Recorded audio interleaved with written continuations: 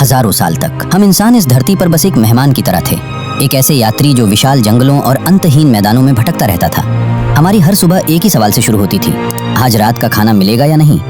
हर दिन जिंदगी बचाने की एक जंग थी, जहाँ या तो हम शिकारी थे या खुद किसी का शिकार बन जाते। हमारी आंखें आसमान में बादलों को नहीं बल्कि शिकारी परिंदों को खोजती थी। हमारे कान हवा की सरसराहट में किसी छिपे हुए दुश्मन की आहट सुनते थे।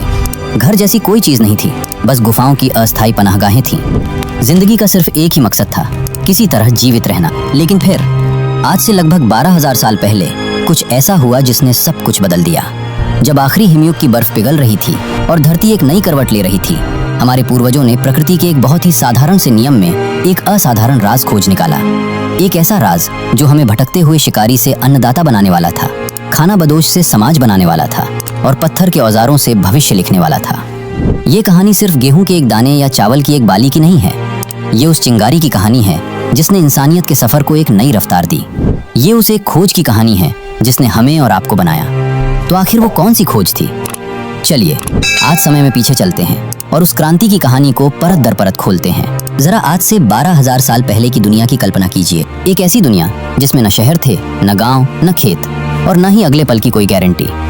ये पूरा पाषाण और मध्य पाषाण युग का समय था, मानव इतिहास का वो लंबा दौर जब हम शिकारी संग्राहक थे। हमारे पूर्वज 20 से 30 लोगों के छोटे छोटे कबीलों में रहते थे, जो लगातार भोजन और पानी की तलाश में एक जगह से दूसरी जगह भटकते रियलिटीज थे। उनकी पूरी जिंदगी प्रकृति के इशारों पर चलती थी। जब किसी इलाके में फल और कंदमूल खत्म हो जाते या जानवरों के झुंड कहीं और चले जाते, तो पूरे कबीले को अपना सामान समेटकर एक नई मंजिल की ओर निकलना पड़ता था। ये एक कभी न खत्म होने वाली यात्रा थी। इस जीवन में घर या स्थायित्व जैसी कोई बात ही नहीं थी। गुफाएं और पेड़ों की छांव ही उनका अस्थायी आशियाना हुआ करती थी। उनके औजार बहुत ही सरल थे, पत्थर को तोड़कर या दूसरे पत्थर पर घिसकर बनाए गए मोटे और भारी हथियार। इन्हीं पत्थरों से वो जानवरों का शिकार करते, उनकी खाल उतारते और हड्डियों को तोड़कर गूदा निकालते थे। ये एक मुश्किल और बेरहम जिंदगी थी। हर दिन एक नई चुनौती थी। कभी खूंखार जानवरों से सामना होता तो कभी बदलते मौसम की मार झेलनी पड़ती। भूख एक स्थायी साथी की तरह थी और मौत हमेशा आसपास ही मंडराती रहती थी। लेकिन इस संघर्ष के बीच भी हमारे पूर्वज बेवकूफ नहीं थे। वे अपने पर्यावरण के विशेषज्ञ थे। उन्हें पता था कि कौन सा फल जहरीला है और कौन सा खाने लायक। वे जानवरों के पैरों के निशान पढ़ सकते थे, मौसम का अंदाजा लगा सकते थे और जानते थे कि किस मौसम में कौन से पौधे कहाँ मिलेंगे। उन्होंने आग पर काबू पाना सीख लिया था, जो शायद मानव इतिहास की पहली बड़ी क्रांति थी। आग ने उन्हें सिर्फ गर्मी और रोशनी ही नहीं दी, बल्कि जंगली जानवरों से सुरक्षा भी दी। अब वे कच्चा मांस खाने की जगह भुना हुआ भोजन खा सकते थे, जो पचाने में आसान था और ज्यादा पोषण देता था। इस जीवन शैली में एक अजीब सी बराबरी भी थी। कोई अमीर या गरीब नहीं था, क्योंकि निजी संपत्ति जैसी कोई चीज ही नहीं थी। जो कुछ भी जमा होता था वो पूरे कबीले में बराबर बांटा जाता था। जिंदगी मुश्किल थी, पर सब साथ मिलकर जीते थे।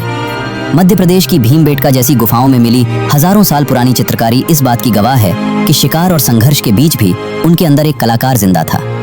वे अपनी जिंदगी, अपने शिकार और अपने रीति रिवाजों को चट्टानों पर उकेरते थे। लाखों सालों तक इंसान ने ऐसी ही जिंदगी जी। ये मानव इतिहास का 96% हिस्सा है। एक ऐसी जिंदगी जिसमें भविष्य की योजना बनाने का कोई मतलब नहीं था, क्योंकि अगला दिन ही अनिश्चित था। वे प्रकृति के साथ एक संतुलन में तो जी रहे थे, लेकिन वे हमेशा उसकी दया पर निर्भर थे। पर अब ये सब बदलने वाला था। एक ऐसी ताकत दस्तक दे रही थी जो इस संतुलन को हमेशा के लिए तोड़कर इंसानियत को एक नए रास्ते पर ले जाने वाली थी।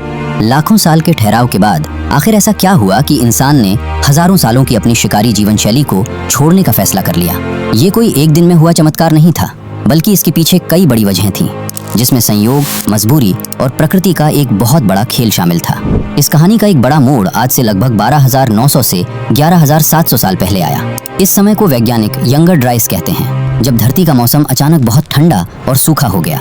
ये एक छोटे हिमयुग जैसा था। इसका कारण पूरी तरह साफ नहीं है, लेकिन एक दमदार सिद्धांत ये है कि पिघलते हुए ग्लेशियरों का विशाल मीठा पानी उत्तरी अटलांटिक महासागर में बह गया, जिससे समुद्र की गर्मी को बैलेंस करने वाली धाराएं रुक गईं। वजह चाहे जो भी हो, इसका असर विनाशकारी था।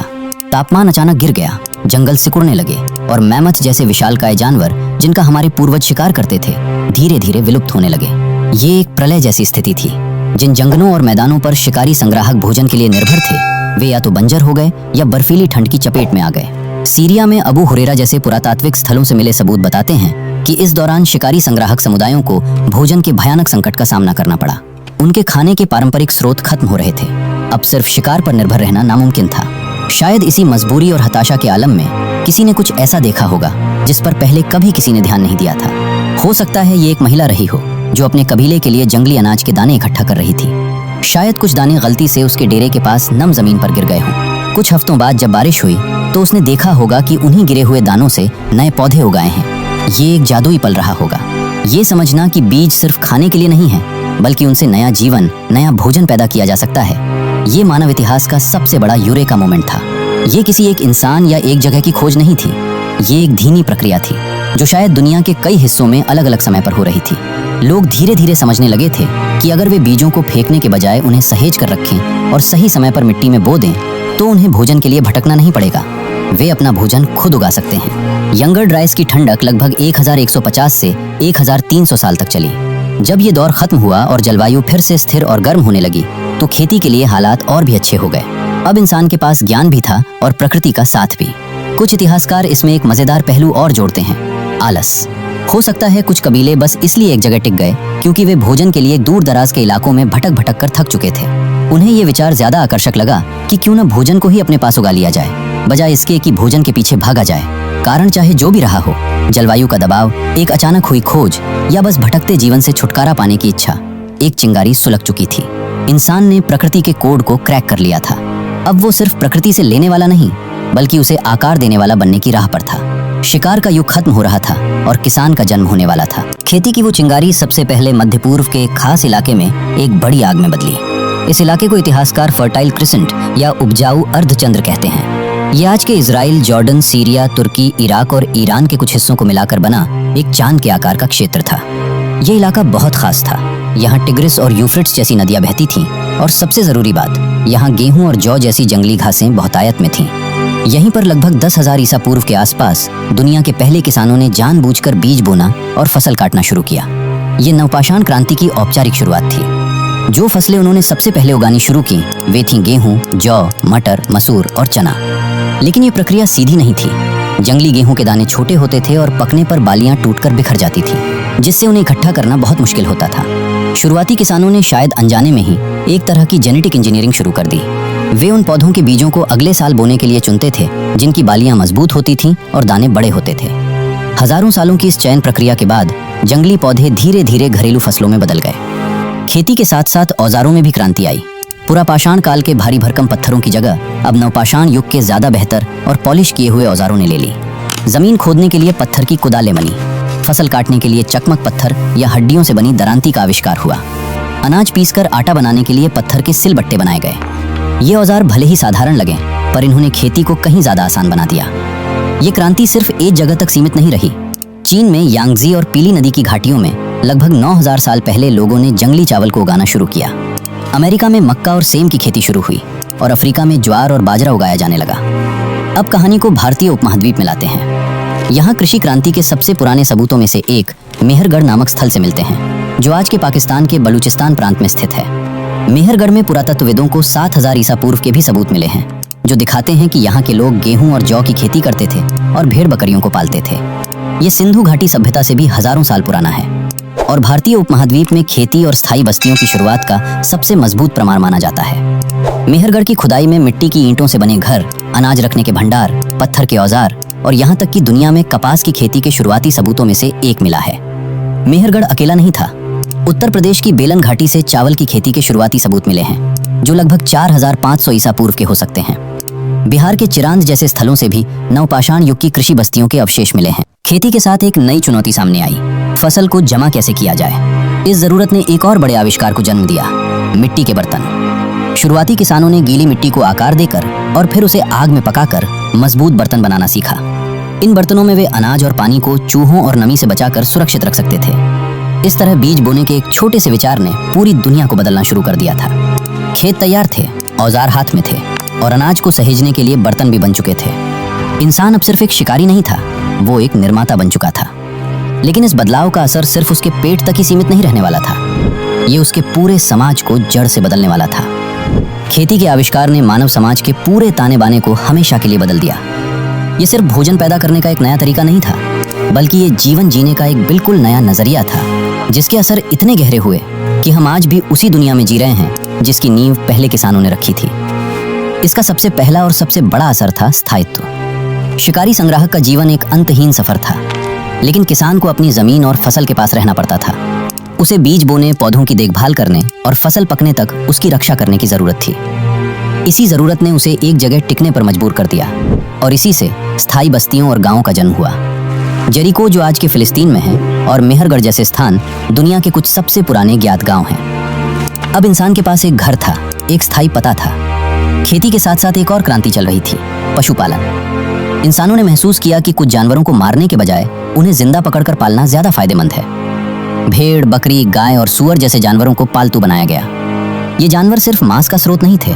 भेड़ों से ऊन, गाय बकरियों से दूध और बैलों का इस्तेमाल खेत जोतने और भारी बोझ ढोने के लिए होने लगा। जैसे जैसे गांव बड़े हुए और खेती बेहतर हुई, एक और बड़ा बदलाव आया, खाद्य अधिशेष, यानी जरूरत से ज्यादा अनाज का पैदा होना। शिकारी जीवन में हर किसी को भोजन खोजने में लगना पड़ता था, लेकिन अब कुछ किसानों की मेहनत पूरे गांव का पेट भर सकती थी। इसने समाज में पहली बार श्रम विभाजन को जन्म दिया। अब हर कोई किसान नहीं था। जिन्हें खेती करने की जरूरत नहीं थी, वे दूसरे कामों में माहिर होने लगे। कुछ लोग मिट्टी के बर्तन बनाने वाले कुम्हार बन गए, कुछ पत्थर के औजार बनाने वाले कारीगर, तो कुछ कपड़े बुनने वाले बुनकर। समाज अब सरल नहीं रहा, वो जटिल होने लगा था। इसी अधिशेष और श्रम विभाजन से एक शक्तिशाली और नई सोच पैदा हुई, निजी संपत्ति। शिकारी समाज में सब कुछ साझा होता था, लेकिन अब पहली बार ये मेरी जमीन है, ये मेरी फसल है और ये मेरे जानवर हैं का विचार पनपा। जिसके पास ज्यादा जमीन, अनाज और जानवर होते, वो ज्यादा शक्तिशाली और अमीर माना जाने लगा। यहीं से समाज में असमानता की शुरुआत हुई। गांवों का आकार बढ़ने और समाज के जटिल होने के साथ व्यवस्था बनाए रखने के लिए नियमों और नेतृत्व की जरूरत महसूस हुई। विवादों को कौन सुलझाएगा? अनाज के भंडार की रक्षा कौन करेगा? इन सवालों ने मुखिया, सरदार या राजा जैसी भूमिकाओं को जन्म दिया। समाज में एक पदानुक्रम बनने लगा, जिसमें शासक, पुजारी, सैनिक और आम लोग शामिल थे। कृषि ने जनसंख्या में एक अभूतपूर्व विस्फोट को भी संभव बनाया। एक शिकारी माँ के लिए घूमते हुए जीवन में एक से ज्यादा छोटे बच्चों की देखभाल करना लगभग नामुमकिन था, लेकिन एक स्थायी गांव में एक महिला ज्यादा बच्चों को जन्म दे सकती थी और उनकी बेहतर देखभाल कर सकती थी। ज्यादा भोजन का मतलब था ज्यादा लोग, और ज्यादा लोग का मतलब था बड़े गांव, जो आगे चलकर दुनिया के पहले शहरों में बदल गए। इस तरह खेती सिर्फ पेट भरने की तकनीक नहीं थी, ये एक सामाजिक और आर्थिक इंजन था।